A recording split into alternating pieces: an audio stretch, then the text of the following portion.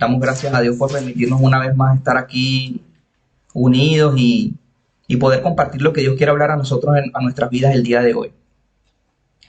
Esperamos que hayan tenido una semana llena de bendición, de la gracia, del favor de Dios, donde el Señor se haya manifestado con poder y gloria en cada una de sus vidas. De verdad que oramos por ello y les animamos a que continuemos creyéndole al Señor, de que todo es posible para el que cree, de que Dios tiene planes de bien para nosotros y no de mal, para darnos un futuro y una esperanza.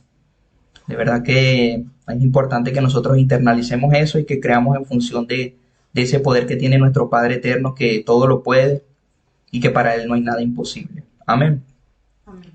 Bueno, antes de comenzar, vamos a compartir lo que es una alabanza. Hemos preparado esta alabanza especialmente para este tema, así como cada una de las enseñanzas. Venimos preparando una alabanza que el Señor ministra a nuestros corazones y le pedimos que así como nos ha ministrado a nosotros, los ministre a ustedes también. En el nombre de Jesús. Amén. Vamos a prepararnos y a disponer nuestros corazones para este tiempo donde el Señor nos quiere hablar también a través de esta alabanza. En el nombre de Jesús.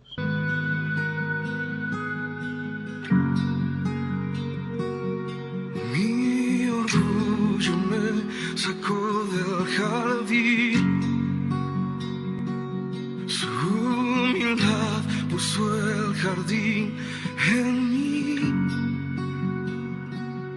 Si vendiera todo lo que tengo a cambio de su amor, yo fallaría.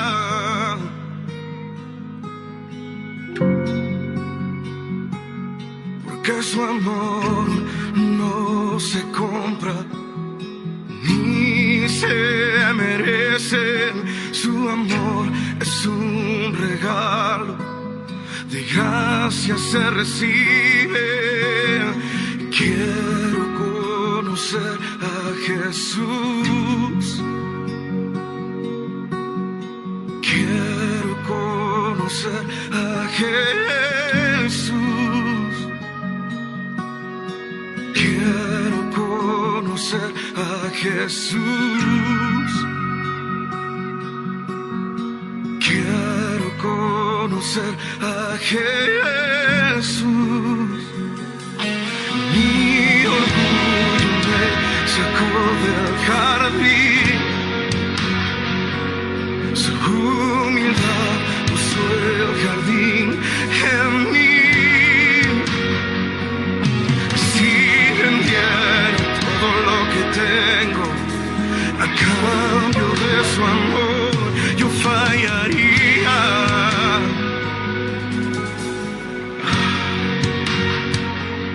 Porque su amor no se compra ni se merece.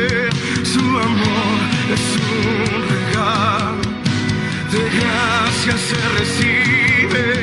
Porque su amor no se compra ni se merece. Su amor es un regalo, de gracia se recibe. Quiero conocer a Jesús. Quiero conocer a Jesús. Quiero conocer a Jesús. Quiero conocer a Jesús. Quiero conocer a Jesús. Quiero conocer a Jesús y ser hallado en Él. Y ser hallado en Él. Y ser hallado en Él.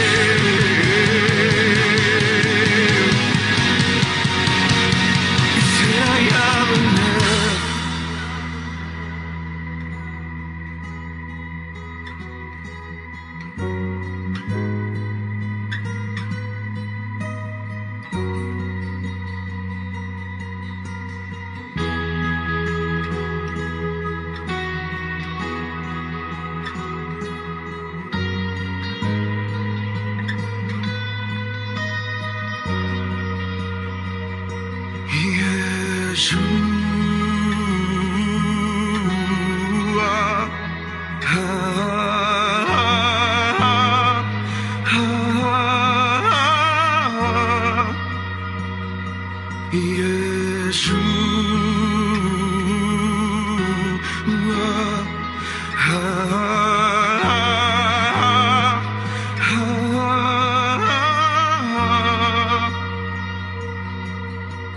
Haya pues en vosotros este sentir que hubo también en Cristo Jesús, el cual, siendo en forma de Dios, no estimó el ser igual a Dios como cosa a que aferrarse, sino que se despojó a sí mismo, tomando forma de siervo, hecho semejante a los hombres, y estando en la condición de hombre, se humilló a sí mismo, haciéndose obediente hasta la muerte y muerte de cruz, por lo cual Dios también lo exaltó hasta lo sumo y le dio un nombre que es por sobre todo nombre, para que en el nombre de Jesús se doble toda rodilla de los que están en los cielos, en la tierra y debajo de la tierra, y toda lengua confiese que Jesucristo es el Señor, para la gloria de Dios Padre.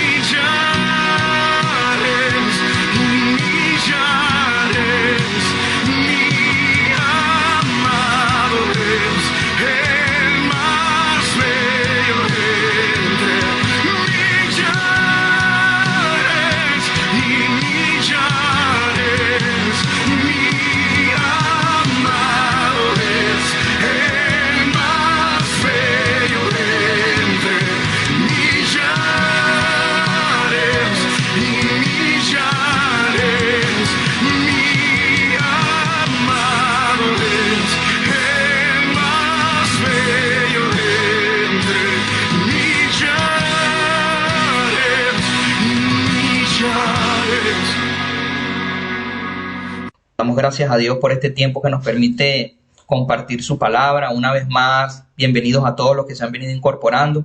Para nosotros es un placer y un privilegio contar con ustedes. Damos gracias a Dios porque ha puesto el querer como el hacer en cada uno de nosotros para venir en esta hora a escuchar su palabra, la palabra de Dios. Como les dejamos escrito en el chat, allí pueden ir dejando sus impresiones a lo largo de lo que va a ser el desarrollo de esta enseñanza.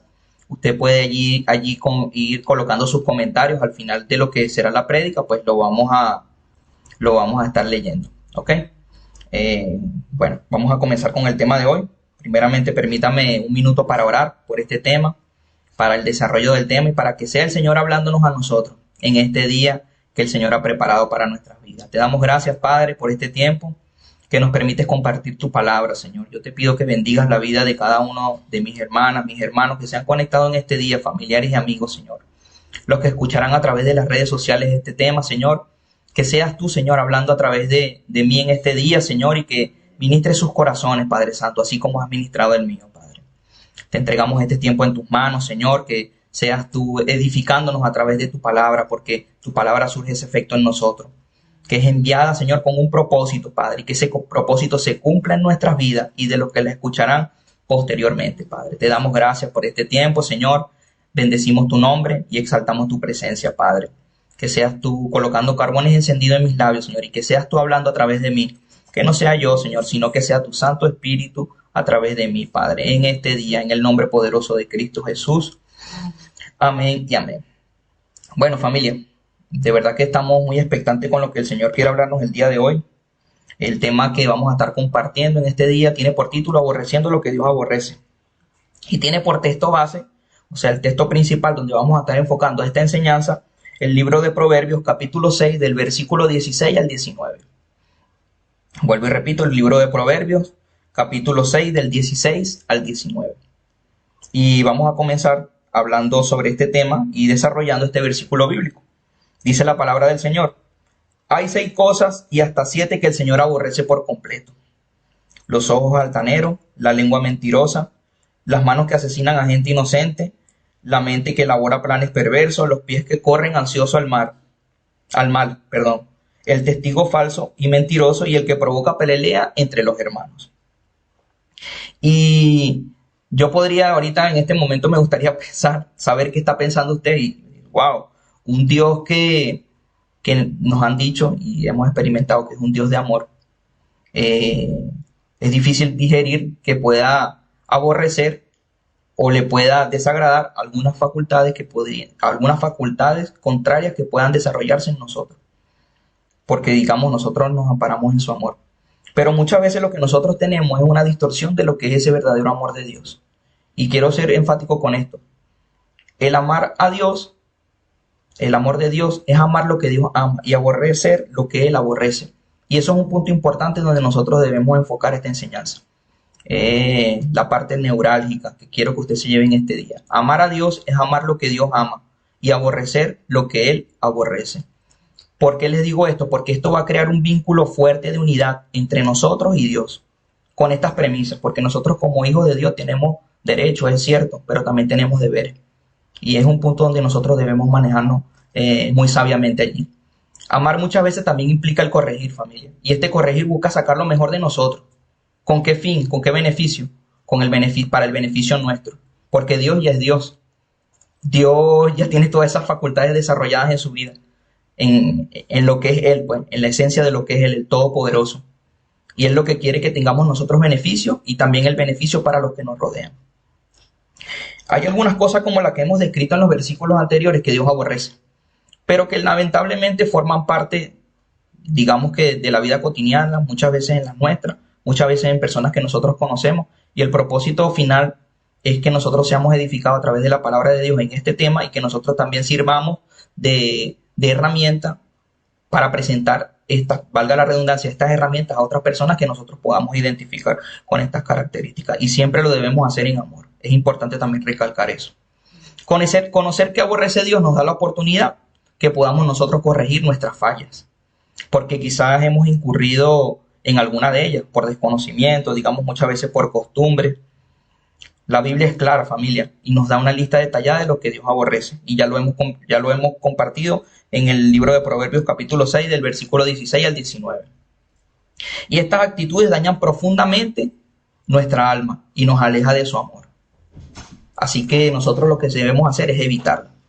Y producto de ello, pues hemos preparado esta enseñanza para describir cada una de estas características y que nosotros podamos identificarla, que podamos pedirle al Señor que en medio de esta enseñanza que nos está hablando, porque nos está hablando a todos, así como me habló a mí en lo personal en el transcurso de la preparación de esta enseñanza, que nosotros podamos identificarla y podamos nosotros entregarlas al Señor para que el Señor en nosotros cree un corazón nuevo, que el Señor en nosotros cree una nueva actitud y que podamos nosotros vivir bajo esos preceptos que el Señor nos dice día a día donde nosotros debemos manejarnos. Como número 1, pues vamos a empezar con los ojos altivos. Como decía el libro de Proverbios, capítulo 6, 16 al 19. Hasta 6 cosas y hasta 7 que el Señor aborrece por completo. Tiene el número 1, los ojos altaneros. Definamos qué es la altivez primeramente. Digamos que es un sentimiento de superioridad frente a los demás que provoca un trato distante o despreciativo hacia ellos. Fíjense esta característica de lo que es la altivez. Cuando se mira muchas veces con desprecio a alguien, se pueden transmitir muchas cosas. Podemos transmitir orgullo, podemos también transmitir rechazo, podemos también transmitir altivez. Y esa actitud de soberbia, digamos que demuestra lo que hay en el corazón de la persona. Digamos que esa persona que tiene altivez tiene una actitud contraria a lo que Dios quiere para mostrar como verdadero diseño de lo que Él hizo en nosotros, como unos hijos e hijas de Dios. Así como la altivez puede manifestarse, digamos, de muchas maneras, aún en la mirada, la humildad también podría manifestarse de esa manera. Y veamos un ejemplo de cómo se manifiesta la humildad en la vida de una persona cuando ha sido entregado, cuando ha sido vituperiado, cuando ha sido, digamos, puesto por escarnio y muchas veces también ha sido condenado injustamente. Y no hay un ejemplo más claro que nosotros podamos ver de lo que es la humildad en el corazón de una persona como lo fue el Señor Jesucristo. El Señor Jesucristo es importante que usted entienda y internalice que fue 100% hombre y 100% Dios cuando estuvo aquí en la tierra. Él padeció lo que nosotros padecemos y por eso Él se hizo hombre para sacrificarse por nuestros pecados, para que nosotros fuésemos salvos a través de ese sacrificio que Él manifestó en la cruz del Calvario por amor. Y lo vemos en el libro de Lucas capítulo 22, versículo 61.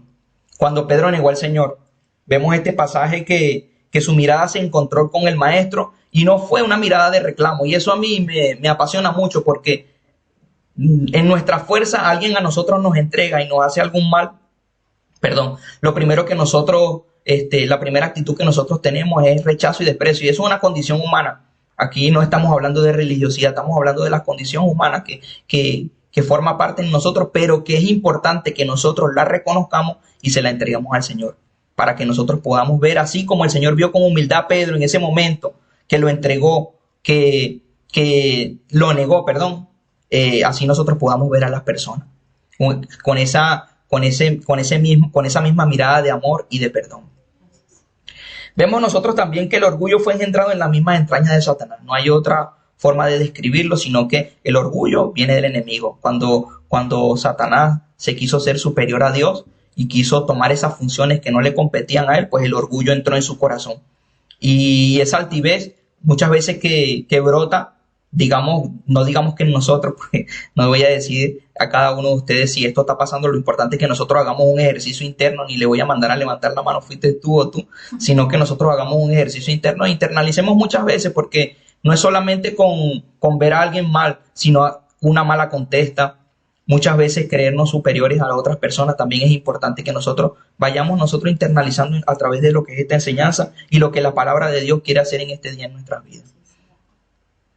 Muchas veces llevamos a sobrevalorarnos y volvernos independientes del Dios mismo. Cuando en nosotros o en alguna persona hay estas características de altivez, un aprecio exacerbado de sí mismo, y nos lleva incluso a desestimar las enseñanzas de los demás. No, esa persona, ¿cómo me va a dar una palabra a mí si yo tengo más tiempo en el evangelio que él? O pues ya yo hice el instituto bíblico y esta persona no. Son ejemplos que yo quiero poner en este momento para que usted se vaya ilustrando de lo que quiero compartir en este día. Así como la mirada de Jesús mostró amor y compasión, también vemos miradas que muestran rechazo y desprecio.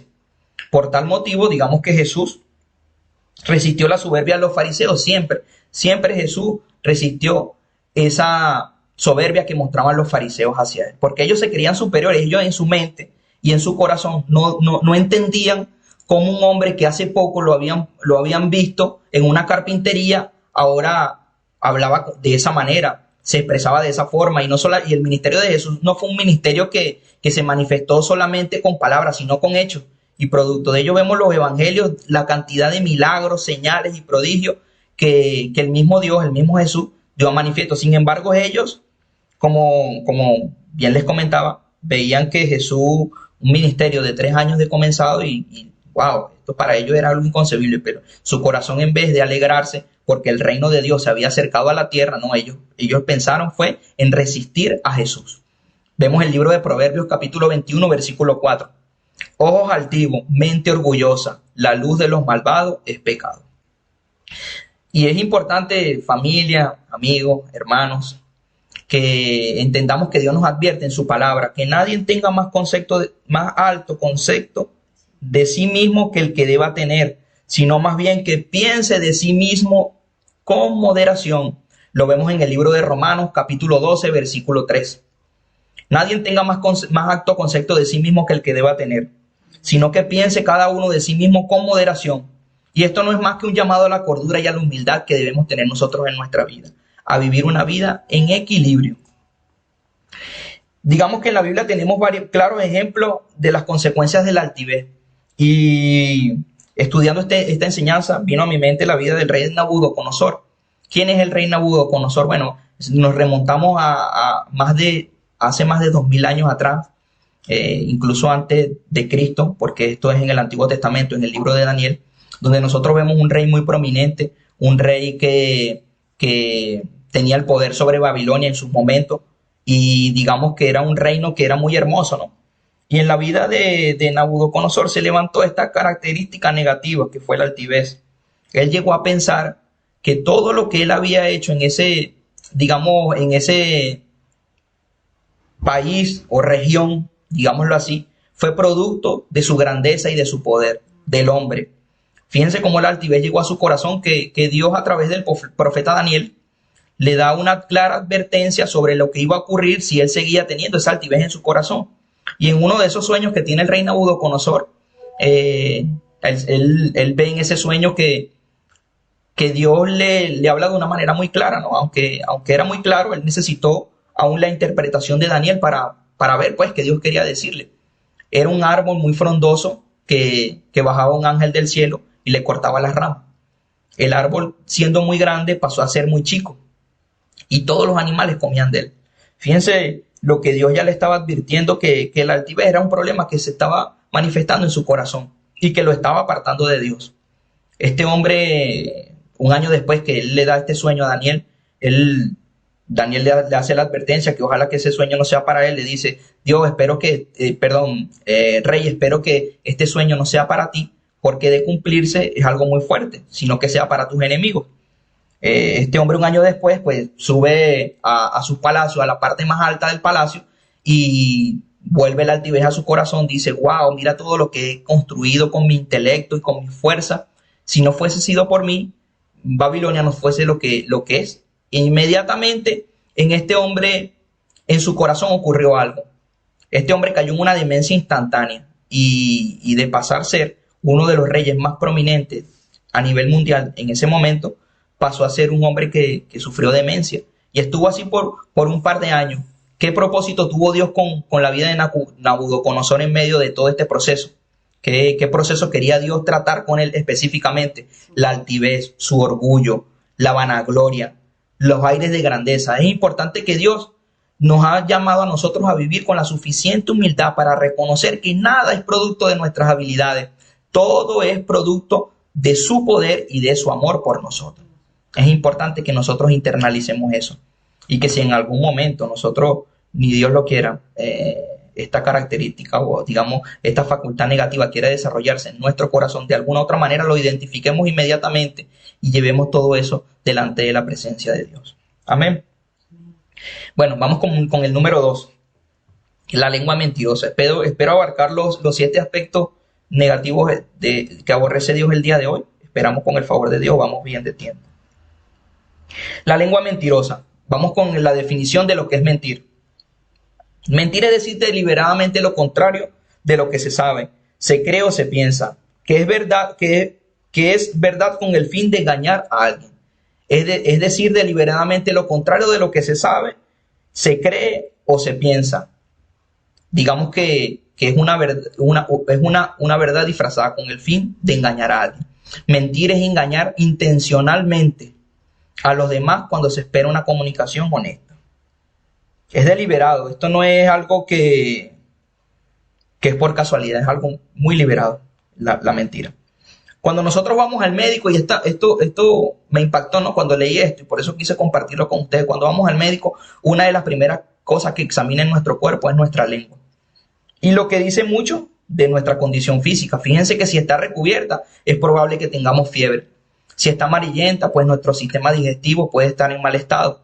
Y al examinar la lengua, el médico puede saber mucho de nuestro estado físico. Del mismo modo, mediante un examen de la lengua, también aprendemos bastante sobre la condición espiritual de una persona. Cuando usted ve que una persona habla mucho, tenga cuidado. Miren lo que dice el libro de Santiago, capítulo 3, versículo 6, cuando habla mucho de una manera que no edifica.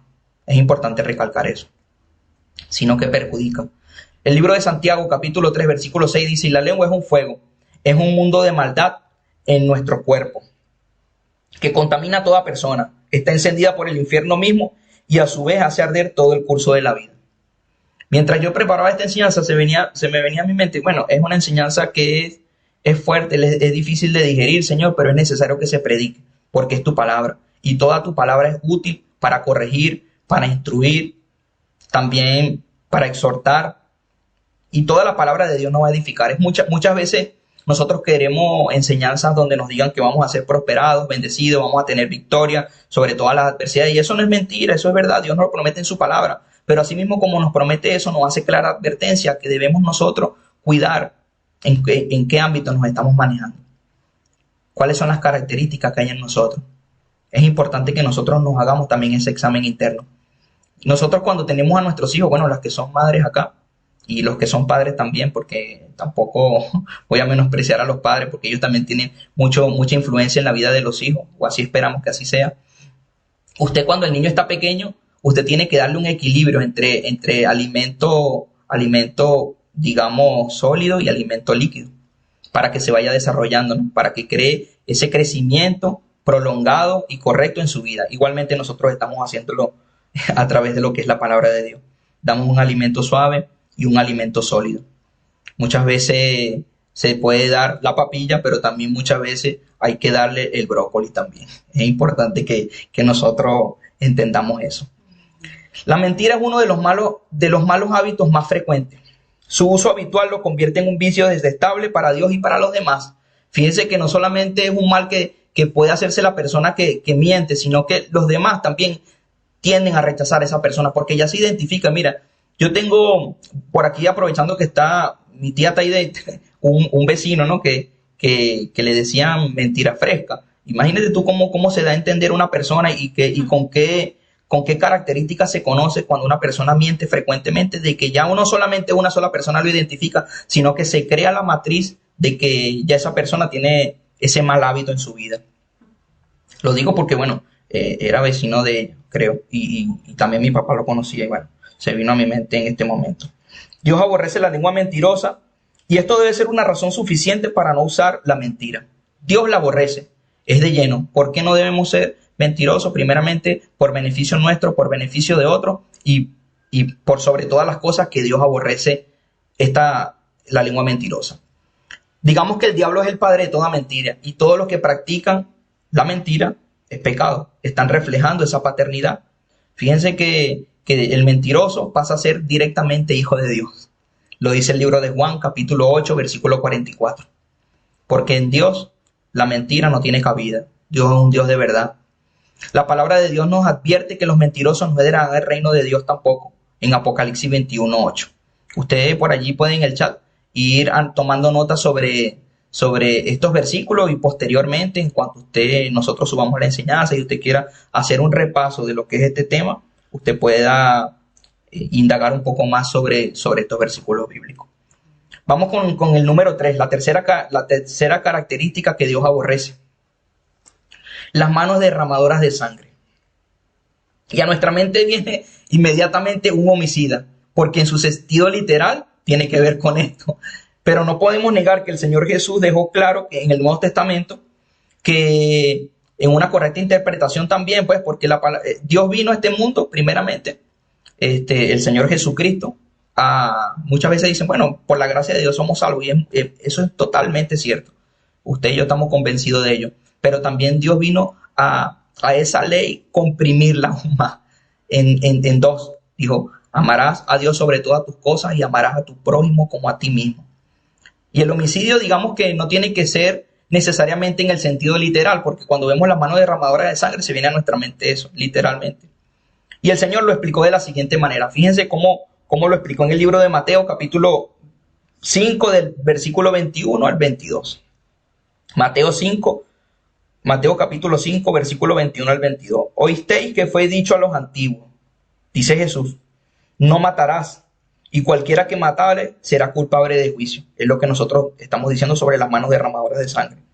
Pero yo os digo, dice Jesús, que cualquiera que se enoje contra su hermano será culpable de juicio.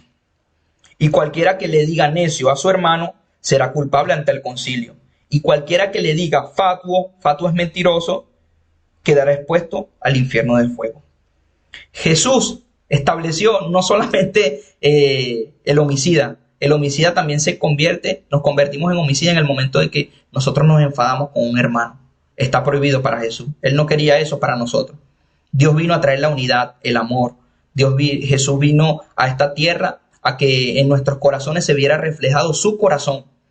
Y una de las cosas que a mí me marcan es cuando yo veo, y siempre lo comparto con Grisel cuando estoy hablando con ella, y le digo, oye, de verdad que esa característica de Jesús, de Dios, a mí me cautiva, porque de esos 12 hombres había uno que lo iba a entregar. Pero nosotros, miren, mis hermanos, usted puede leer los 4 evangelios de Cristo, los 4 evangelios, Mateo, Marcos, Lucas y Juan, y usted nunca se va a encontrar con una palabra contraria, una palabra recriminante, una palabra que venga a exhortar la vida de Judas. No lo va a encontrar. Usted no va a encontrar una palabra donde Jesús expuso esa condición de Judas en público. No, Él lo amó en lo secreto y lo amó en público. Jesús, de verdad que esa característica a mí me cautiva, pues, porque es un carácter que yo creo que todos nosotros deberíamos tener. Ese carácter, aún sabiendo cuando otro está obrando mal en contra tuya, tú lo estás amando. Y eso yo creo que es la característica principal que nosotros como nos llamamos hijos de Dios o que aceptamos a Cristo en nuestro corazón debería reflejarse en nuestras vidas. Amén. No basta con no golpear a una persona. Muchas veces nosotros decimos, bueno, pero yo no he maltratado a nadie. Lo único que sería suficiente es no desear ni siquiera golpearlo. Fíjense ustedes hasta dónde va Jesús. Ni siquiera tener un sentimiento duro contra alguien en el corazón. Hasta allí. O sea, la ley, nosotros pensamos que, bueno, Jesús vino y abolió esos 10 mandamientos. No, ahora lo puso un poquito más, le dio una vueltica más, porque todo lo basó en el amor. Pero ese amor sacrificial, ese amor que todo lo puede, ese amor que todo lo sufre, ese amor que no se envanece, que no busca lo suyo. Fíjense hasta dónde Él lo llevó, que es el reflejo de su corazón. Así que Jesús prohíbe definitivamente la ira que se cultiva, la ira que no se olvida, la ira que se niega a pacificarse, la ira que busca venganza. Si hemos de obedecer a Jesús, nosotros hemos de desterrar de nuestra vida toda clase de ira, y especialmente la que se mantiene demasiado tiempo. Es una advertencia al reconocer que uno no se puede llamar cristiano y perder los estribos por cualquier ofensa personal que haya sufrido. Y wow, eso es algo que nos lleva a nosotros a reconocer, a internalizar, digamos también a reflexionar, porque ¿quién de nosotros no ha perdido los estribos por una pequeña ofensa? Alguna ofensa personal nosotros perdemos los estribos o nos molestamos, incluso llegamos a pasarla mal, y Dios no nos está llamando a eso. Dios nos está llamando que a pesar de la ofensa nosotros podamos cambiarla en amor. Y esto es bastante reflexivo para nuestras vidas. Y es lo que Dios quiere. Por eso es que Él los enumeró detalladamente cada una de estas características que en nosotros no debe habitar. Vamos con el número 4. El corazón que maquina pensamientos inicuos. Vamos a definir qué es inicuo. Quiere decir que no tiene justicia, que no guarda rectitud en sus acciones. Los pensamientos inicuos, digamos que vienen de un corazón endurecido, también de un corazón perverso, que siempre quiere dañar a otros. Y es importante que nosotros internalicemos que este es un corazón que Dios aborrece. Lo vemos reflejado en la palabra de Dios, lo vemos reflejado en la palabra de Dios en la vida de Saúl. Saúl en su corazón guardó pensamientos inicuos en contra de David, porque él sabía que David iba a ser el sucesor de él. Él intentó matarlo, perseguirlo, buscarlo. Sin embargo, Dios guardó la vida de David. Dios siempre está al tanto de todo lo que sucede en nosotros. Muchas veces nosotros podemos pensar, bueno, yo lo estoy pensando, lo estoy internalizando, pero nadie lo sabe. Nadie puede saber lo que hay en mi corazón. Totalmente incorrecto. Dios conoce todo de nosotros, nuestro corazón, nuestra mente, lo que albergamos en cada área de nuestra vida. Por eso es importante que nosotros presentemos cada día a Dios todo eso que habita en nosotros, para que Él saque lo que no le agrada y que todo eso que Él representa more en nosotros. Los pensamientos del inicuo son pensamientos continuos hacia el mal a otros, para perjudicarlos, muchas veces también para sacar beneficios propios. El hombre inicuo necesita arrepentirse de sus pecados para tener un cambio de corazón, porque la naturaleza corrompida por el pecado produce pensamientos de maldad en los corazones. Fíjense lo que dice el libro de Isaías, capítulo 55, versículo 7. Que el malvado deje su camino y que el perverso deje sus ideas. Vuélvanse al Señor y Él tendrá compasión de ustedes. Vuélvanse a nuestro Dios, que Él es generoso para perdonar. también ese sentimiento alberga de que la persona continúa teniendo los pensamientos, maquinando esos pensamientos y viene el temor a su corazón y dice, bueno, ya Dios no tengo, digamos, el perdón de Dios. No, Dios aquí nos está dejando claramente que si nosotros volvemos nuestro corazón a Él, si entregamos todo eso que está pasando en nuestro corazón, Él es generoso para perdonarnos. Las intrigas, las conspiraciones muchas veces contra el prójimo resultan desagradables en extremo al Señor, cuyo corazón está lleno de amor, bondad y misericordia. Es importante recalcar que un corazón inicuo necesita la revelación de la palabra de Dios, porque la palabra de Dios es la que expone la verdadera condición del hombre para generar una convicción de arrepentimiento en su corazón y en su vida. Y el arrepentimiento es un cambio de forma de hacer las cosas. Es dar una marcha, digamos, distinta a lo que vienes haciendo. Ese es el verdadero arrepentimiento, el arrepentimiento que viene del corazón. El libro de Hebreos capítulo 4 versículo 12 nos dice: porque la palabra de Dios es viva y eficaz, más cortante que toda espada de dos filos, que penetra hasta partir el alma, las coyunturas, los tuétanos, y discierne los pensamientos y las intenciones del corazón. Fíjense que todas estas características que vamos por la cuarta, que hemos estado compartiendo, todas forman parte de lo que Dios no quiere que en nosotros haya, para beneficio nuestro y para beneficio de los demás, con el propósito de sacar lo mejor de nosotros, de lo que no nos conviene, de lo que no va a ser beneficioso para nuestras vidas, de lo que va a terminar siendo perjudicial. Por eso es que Dios nos quiere hablar en este día a través de la palabra, de estos 7 aspectos que son totalmente aborrecidos por Él. Vamos al número 5. Los pies presurosos que corren al mal. No sé por qué me equivoco, parezco oriental, mar por mal.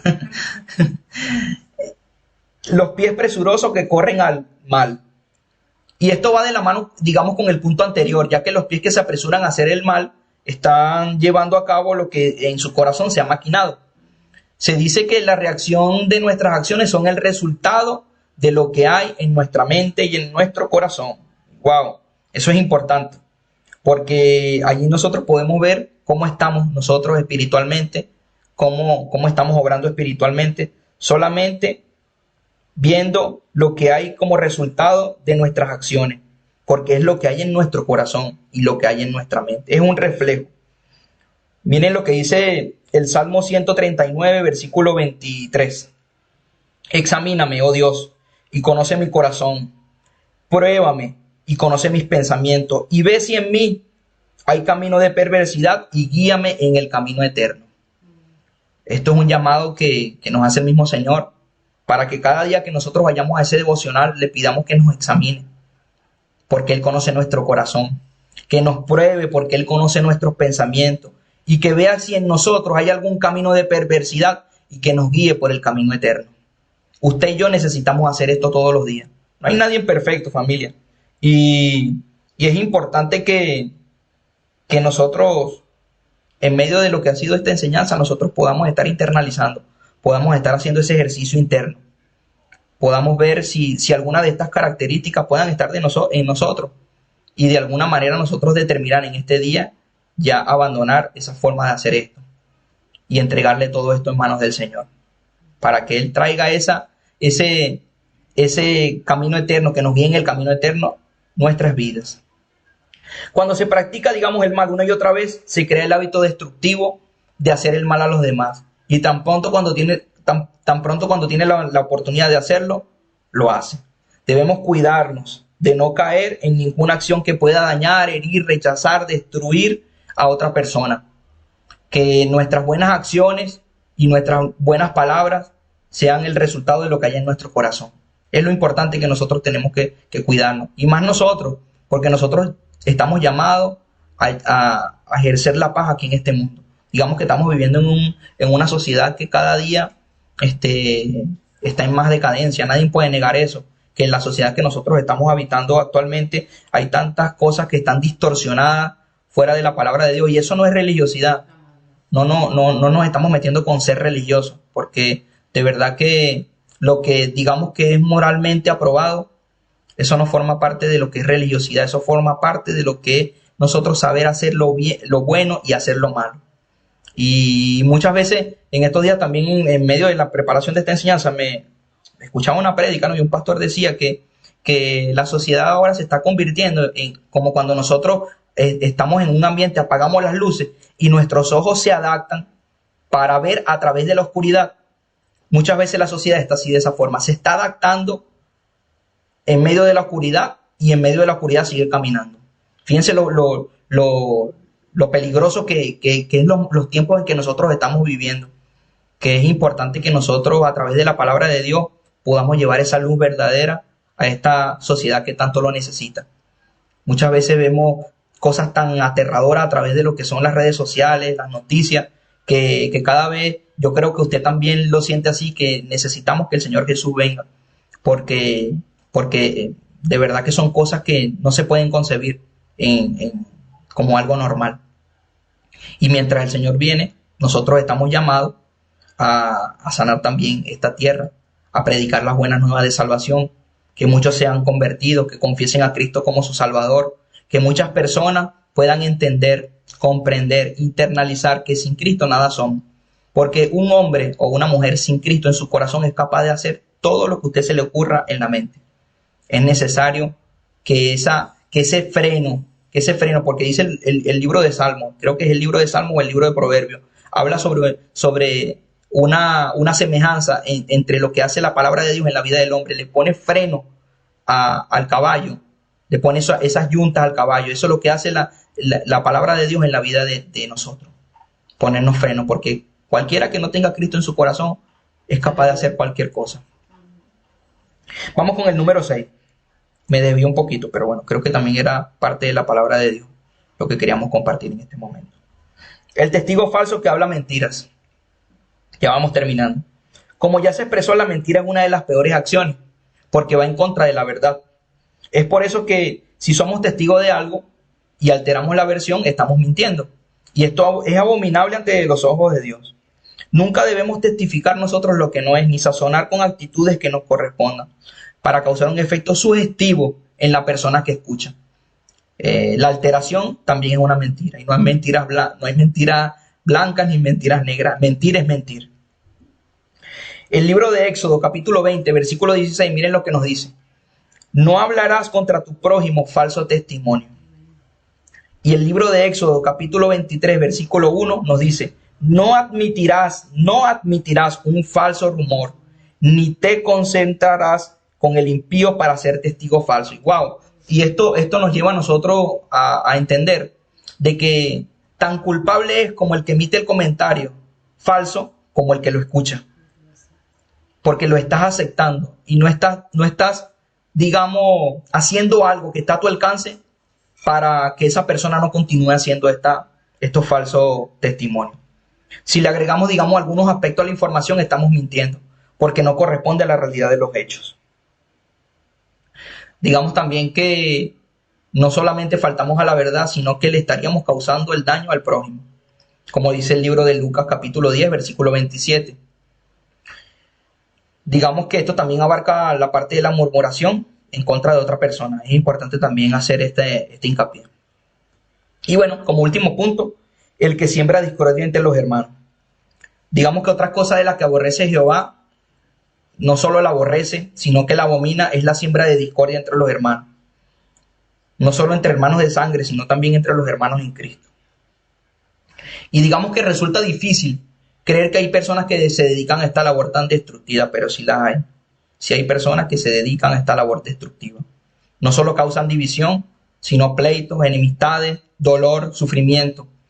Digamos que los que causan discordia entre los hermanos son mutiladores de un cuerpo, usados por Satanás o el enemigo para generar divisiones entre los hermanos y muchas veces también en la iglesia.